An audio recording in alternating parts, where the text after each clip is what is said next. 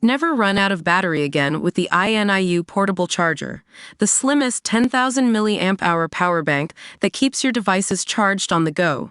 Stay powered up wherever you go. Click the link in the video description to shop now on Amazon. Welcome to Barcelona Buzz, your ultimate destination for all things Barca. I'm your host, and today we're talking about a huge win for the Blaugrana.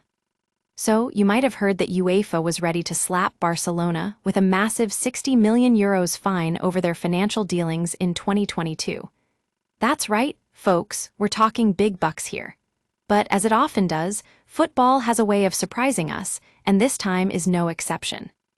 It all started when Barcelona activated what they called financial levers to ease some financial pressure and fund key signings. Now, you might be wondering what those levers are and how they work.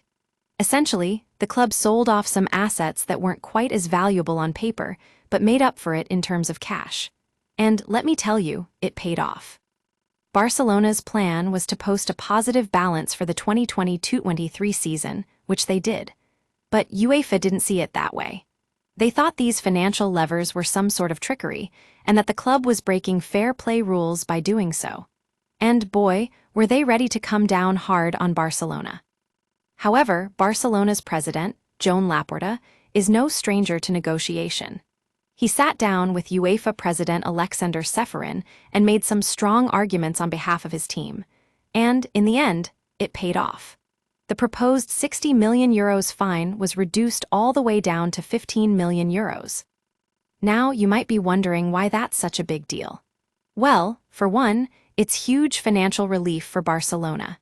They won't have to cough up nearly as much money, which means they can focus on other areas of the club, like improving their squad and investing in new facilities. But there's more to this story than just the numbers.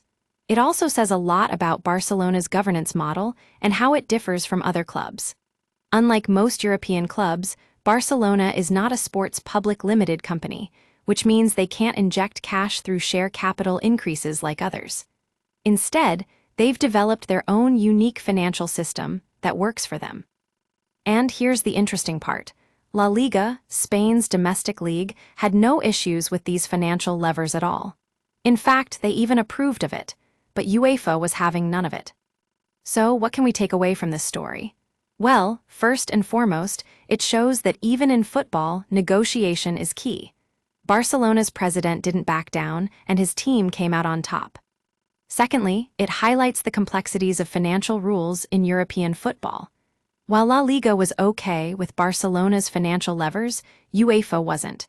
And that's what makes this story so fascinating. Finally, it just goes to show that sometimes, a little bit of cleverness and strategic thinking can go a long way. Barcelona's plan might have seemed unconventional at first, but in the end, it paid off. That's all for today's episode of Barcelona Buzz. Thanks for joining us, and we'll catch you in the next one.